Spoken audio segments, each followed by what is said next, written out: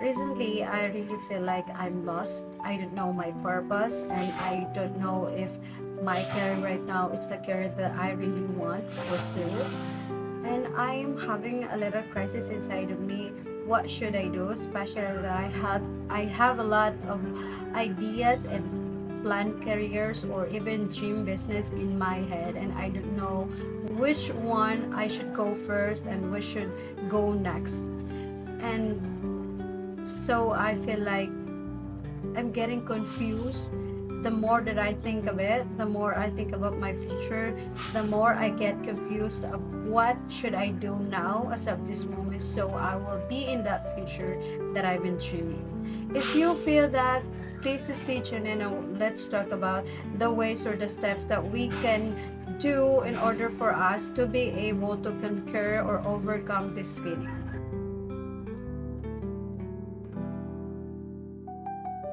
So, hi guys! Welcome back to Jennifer's Diary. Today, kakaayos tayo because we're going to talk about the steps or the action plans that we can do for us to help ourselves overcome this phase in our life that we feel confused about the career path that we are going to take in our lives. Okay? So just like I mentioned earlier, recently I feel like I'm getting confused if nasa tamang career path ba ako or I'm not. Because actually, in my current job right now, there are days that I felt like it's getting boring and I don't see myself getting any progress in it because the daily routine is the same. I don't see myself growing anymore. I don't see progress and parang di ko na nakikita yung sarili ko dito. And in addition to that, I feel like I'm wasting my time in this job. I feel like marami akong oras na nasasayang. Oras na sana pinagtatrabaho ko. Oras na sana ginugugol ko sa growth and improvement ko. Those are few of the feelings that I've been feeling lately sa job ko. This is getting heavy and getting challenging on my end kasi my present job and my goal or my future self, my present self and my future self is contradicting. So that's why I'm getting confused and I'm nahihirapan ako. How do I handle this thing? Paano ko ba siya i-reconcile yung present and future self ko, my present career and my dream career? Kasi my dream career is requiring me to be more skilled, to be more well-versed person, to be decisive, to be a very presentable kind of person, yung ganong version ng sarili ko. Pero in the present, myself looks like very relaxed and wasting time. Sinasabi kong wasting time kasi actually my job is hindi siya masyadong pressure at saka hindi siya fully loaded ng trabaho. Kaya if nakita nyo yung previous video ko, you would see me na may time pa akong magbasa ng kung ano-ano. And there is a part of myself na nagsasabi, I'm wasting my time. So, kasi I believe na in order for me to reach my future self, I have to start working on myself na. And kasi I have to work 8 hours and sa 8 hours na yung ginugugol ko madalas yung oras ko and panahon ko, and I feel like sa dami ng oras na ginugugol ko doon, dapat ginugol ko na yun sa pagbuo ng sarili ko, pagbuo ng or pag-spend ng time para sa sarili ko, para sa my future self, which is hindi ko magawa kasi I have a job to prioritize because I have to bills to pay, di ba? And so, how to overcome this? I evaluate myself yesterday kung paano ko siya ma-overcome, paano ko ma-overcome yung confusion sa isip ko, because I have a lot of things na gusto kong gawin. Gusto kong mag-content creator, gusto kong mag-invest, gusto kong mag-business, gusto kong mag-affiliate, lahat ng paraan pwedeng kumita ng pera, gusto ko yung gawin because I want financial stability and financial freedom this year. And sabi ko sa sarili ko, paano ko yun magagawa if tied ako dito sa trabaho ko? Pero hindi ko naman siya pwedeng i-let ko yung trabaho ko ngayon because I need that. So, to reconcile that, I came up with these 4 steps para ko siya ma-overcome. And since this is my diary I would love to share with you guys what are these 4 steps, baka if ever naman you are going through the same. But before I go to that, before I share with you the 4 steps, I would like to take this opportunity to acknowledge or thank you guys for those who subscribe. I have 2 subscribers na guys. Thank you so much for that 2 person. I can't thank you enough. Thank you so much. It really means a lot to me. And also for the 21 views and the other views. In total, I have 500 views this week, and that's already a milestone to me as a beginner. And I would like to invite you more guys to stay tuned in and please subscribe, share if possible, and like this video and my other videos. Thank you in advance guys for your support. I can thank you enough for the little things that you do for me, the favor.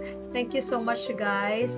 So I'm hoping for more subscribers, for more support from you guys, and to all that has to everyone who has shared their support to me by watching, by liking, and by subscribing my YouTube channel. Thank you so much guys. That really means a lot. Thank you so much. And so guys, let's dive into the 4 steps na came up ko kahapon. How can I deal with myself being bombarded with the ideas that I have in my mind regarding my present self and my future self, or my current career and my future or ideal career.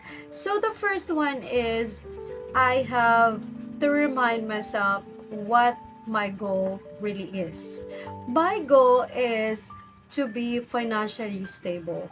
So the question now is, paano ako magiging financially stable? Basically, I have to have a job. So this job na meron ako ngayon, kailangan ko siya. So hindi ko siya pwedeng i-let go because this is the only source of income that I have. So diba, my feeling like I'm getting bored of this job. I have to remove it from my head kasi this job is important to me. Kasi this is my source of income.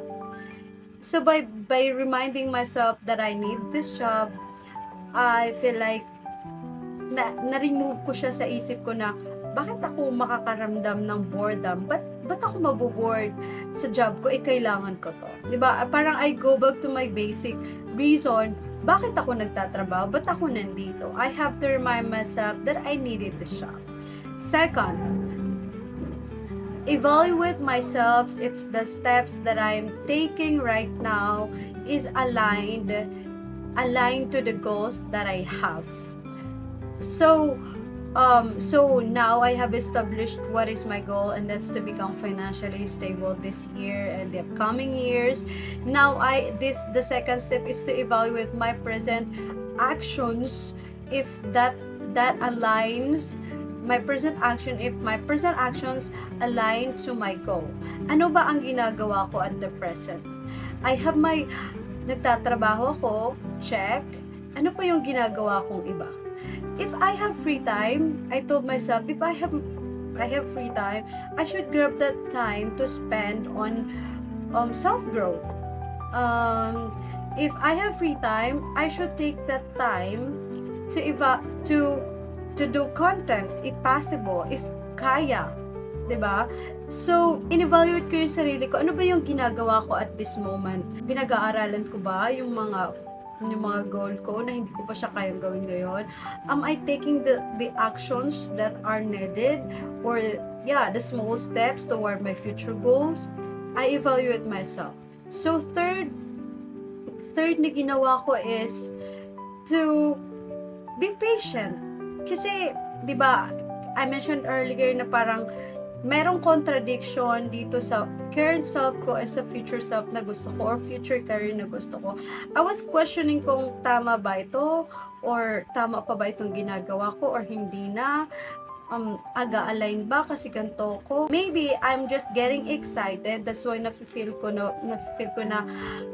boring nasa boring phase ako or parang ano ba this career, my career is not serving my goal kasi I'm getting excited to be in that phase in my life. Excited ako maabot yung goal ko, excited ako maabot yung future career ko, which is I should be patient with the process. Going back to the second step, ipagka-evaluate ko sa sarili ko kung ginagawa ko naman yung mga bagay na necessary para maabot ko yung goal ko, then I should slow down and trust the process.